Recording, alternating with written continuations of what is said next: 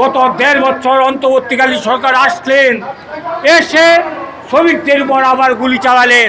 যেখানে অত্যাচার নির্যাতন, সেখানে যখন শ্রমিকরা কথা বলে তখন তাদের উপর নির্যাতন নেমে আসে। আমাদের এই আন্দোলন এখনো চলমান।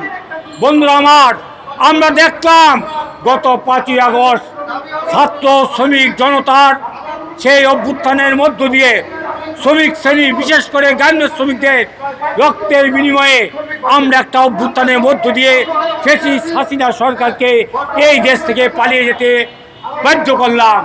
বন্ধুরা আমার, কিন্তু আমরা কী দেখলাম, গত ১.৫ বছর অন্তর্বর্তীকালীন সরকার আসলেন, এসে শ্রমিকদের উপর আবার গুলি চালালেন।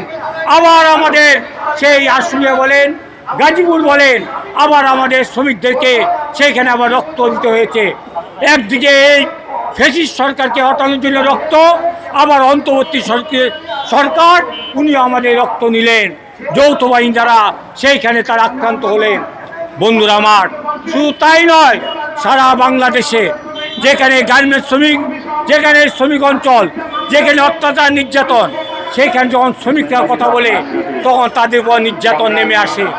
বন্ধুরা আমার, তার মধ্য দিয়ে নারায়ণগঞ্জ জেলার একটা দ্বিতীয় বৃহত্তম গার্মেন্টস শ্রমিক এলাকা, গাজীপুর প্রথম, নারায়ণগঞ্জ দ্বিতীয়। সেই গাজীপুরের নারায়ণগঞ্জের মধ্যে আমরা দেখলাম প্রায় 20টার মতো কারখানা বন্ধ।